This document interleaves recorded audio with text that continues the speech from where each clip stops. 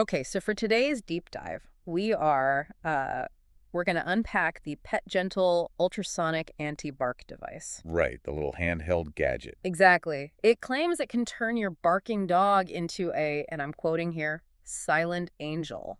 which is a pretty big claim. It is. So our mission here is to pull apart the source material and figure out, is this a legitimate training tool or Oh. or is it something else? A pricey scheme, maybe? Well, the tech itself is pretty straightforward. It just emits a 25 kilohertz ultrasonic sound. And that's way above what humans can hear, right? But dogs definitely can. Oh, yeah. And the research we found shows that roughly 70% of dogs do respond to it. 70%. That sounds pretty good on paper. It does, but here's the catch. That word respond is doing a lot of work there. It varies wildly. So what does that mean? Varies wildly. I mean, for some dogs, it works immediately. But for a lot of them, they just completely ignore it. Or they learn to tune it out. Exactly. You're basically taking a gamble on which camp your dog falls into. Okay, so if it's kind of a coin flip whether it'll even work, what do the pros say? The vets, the professional trainers. Yeah, their consensus is that the effectiveness is, well, they call it mixed at best. Which sounds like a polite way of saying we don't recommend it. It is. They strongly discourage it. The big issue for them is that the device can't tell the difference between different kinds of barking. It just punishes everything. Exactly. It punishes all noise. So the dog doesn't learn what's appropriate. It just gets, stressed out. And for a dog that's already anxious to begin with.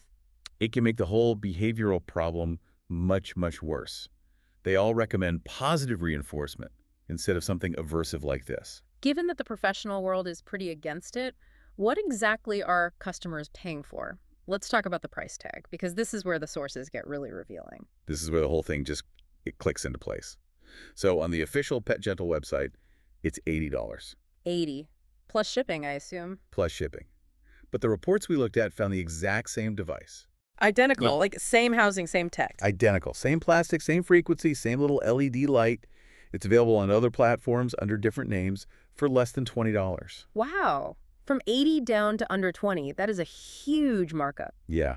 The sources call it a classic drop shipping markup scheme. So you're just paying a massive premium for the brand name and the marketing promise? Pretty much. And that business model doesn't just stop at the price. It goes right into the customer experience. Which I'm guessing is not great. It's pretty terrible. We're talking a 1.5-star average on Trustpilot. Ooh. Yeah. And the reviews all say similar things. Zero effect on my dogs. We even found one report about a golden retriever that learned to completely ignore the sound after just 1 week. 1 week, and then it's useless. Totally useless. And this is where their refund policy becomes really important. Right. They advertise that 90-day guarantee. They do, but it seems to be designed for frustration. When customers try to get a refund, they report being offered only partial amounts. What, only partial? The company apparently claims that the cost of return shipping is more than the item is worth. That's convenient for them? Very.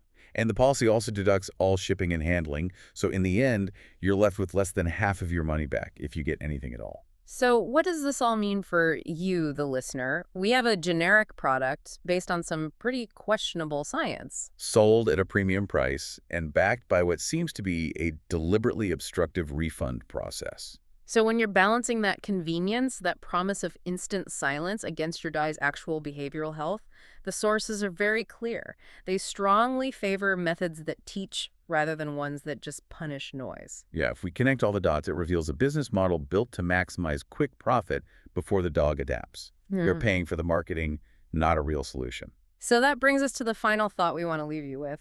If the evidence shows a dog can learn to completely ignore this sound in as little as a week, what does that imply about the whole business model? Especially when the biggest profit comes from that initial high markup and the difficult returns.